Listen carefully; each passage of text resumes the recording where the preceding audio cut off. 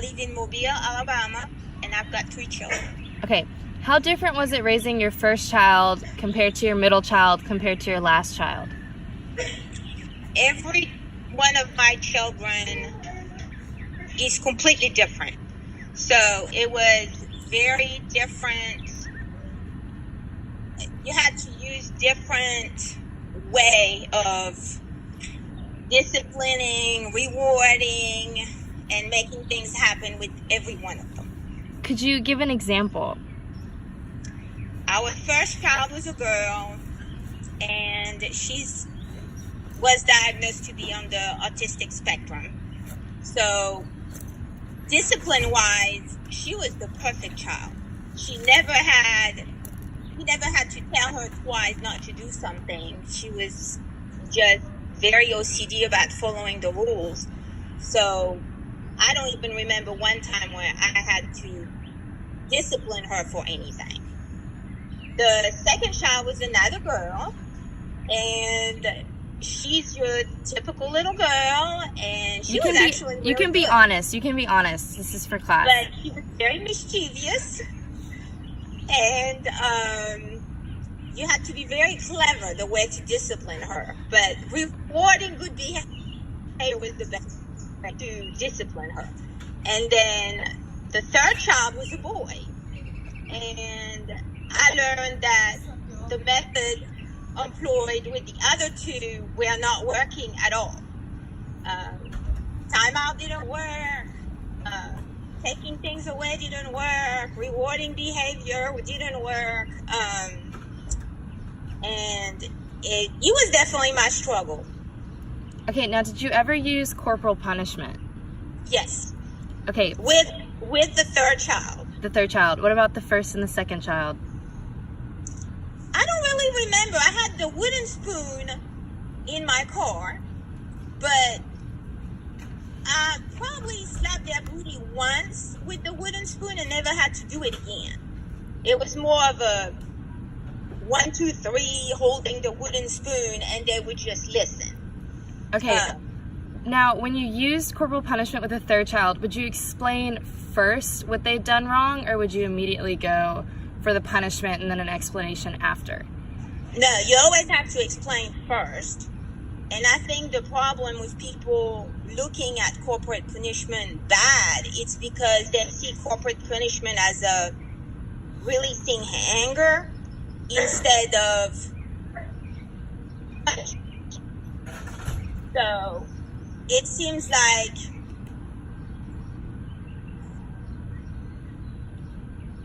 if it's done as a consequence for your bad action, it seems to work as long as they know why they're getting it. And it's not done in rage, or it's just a consequence. Just like, you go in timeout, that's a consequence of bad behavior. And some children do very good in timeout. Some others, like our third child that has ADHD, timeout was just, it didn't work. Okay, so you felt like the corporal punishment was effective for the third child? Yeah, he responded to that. You showed him the wooden spoon, and he just would change his behavior. Okay, did your parents use corporal punishment on you growing up? Yes. Okay. But I was your typical girl, and I think I remember being spanked maybe twice in my entire life, and it was always on the butt. It was we never got hit, or I never hit my children, on the face, or just, never leave marks, or it's not an abusive punishment. Okay, who would your children fear more, the father figure or the mother figure, when it came to punishment? Probably the father figure, but I'm not sure.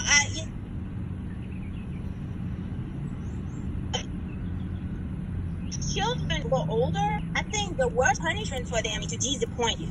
So when they realize thing that brought disappointment, I think that is a stronger punishment to them than the spanking or the taking away things or anything else. So they were with me 24/7 other than when they were at school. So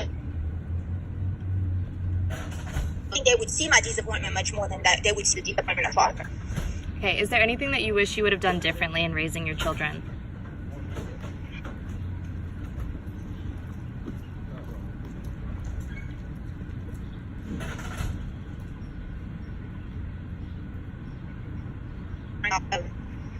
A mistake-free adventure, but I think I did an okay job. I used my parenting skill.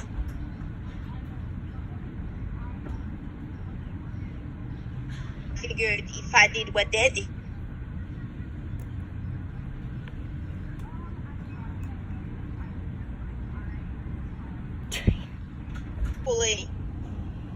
my kids would follow the same route than I did. I think maybe when they were younger, I learned on the late to not be so much of a helicopter parent, and I wish I would have taught them more independence early on. Okay, so yeah, that was my next question. Do you consider yourself a helicopter parent? I'm not considering myself a helicopter parent as parent of teenagers, but I think I didn't switch my method. I protected them maybe a little too long.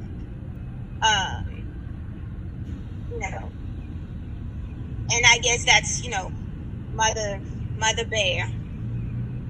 You want to protect your children, and it's sometimes protecting them too much is not good. Okay, now this is just kind of like an off-the-wall question, but did you feel like it was more of a struggle for you to raise children coming from France and living in America? Like, do you think you would have been better off if you would have, raised your children, being surrounded by your parents more, or if you were just born in America? No, I don't think so.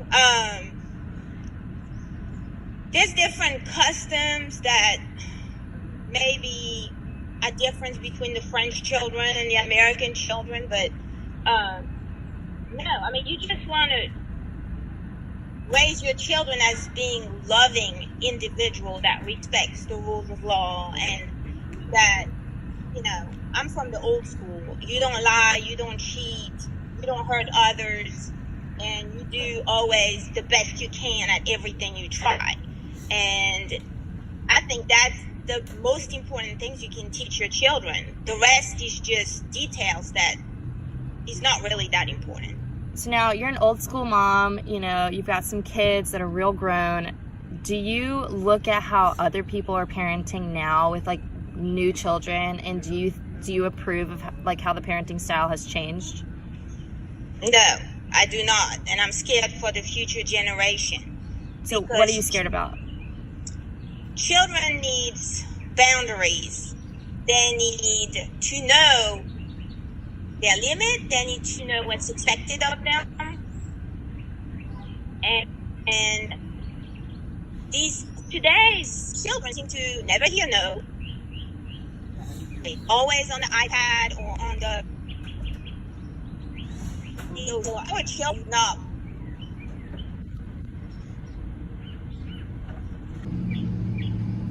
Okay.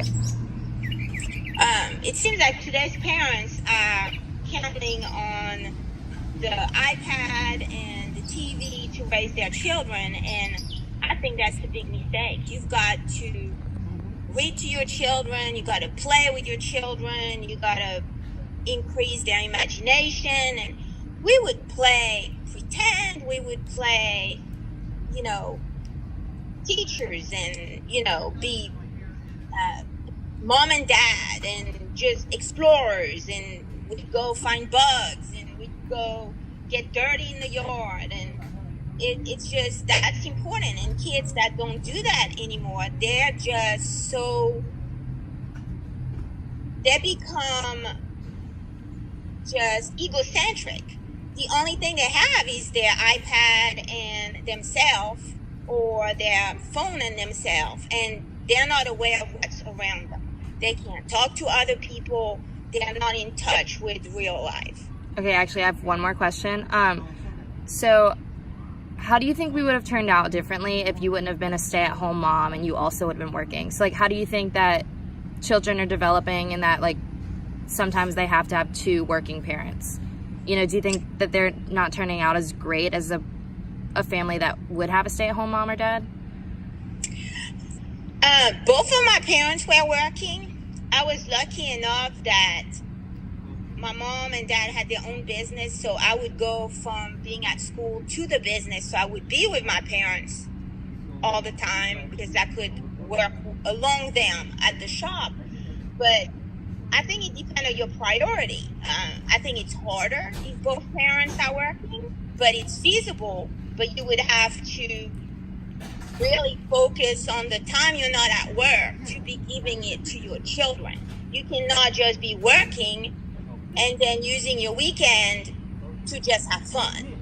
I mean, it's like children need attention, and they need love, and they need to learn by observing behavior, and they're feeding on the parents' behavior. So if the parents are selfish in ignoring their children, the children are going to be selfish, and it's a vicious circle. If the parents work hard, the children will be working hard.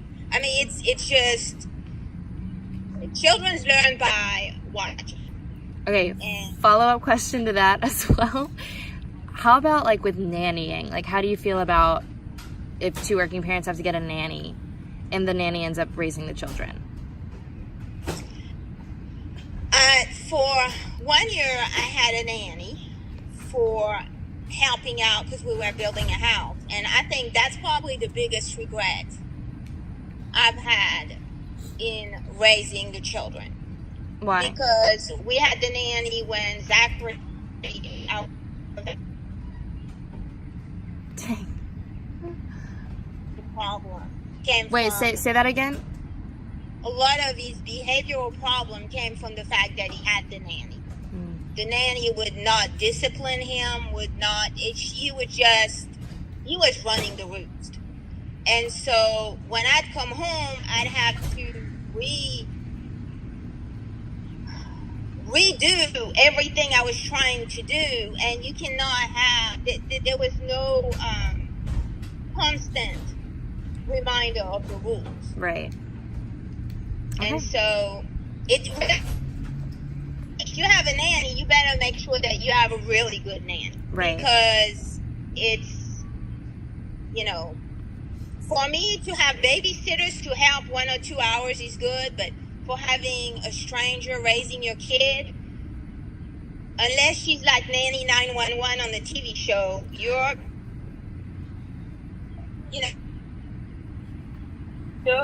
potentially up for problem. Okay. All right. Thank you so much for, answering my questions. I really appreciate it. I love you, and have a great day. Love you too.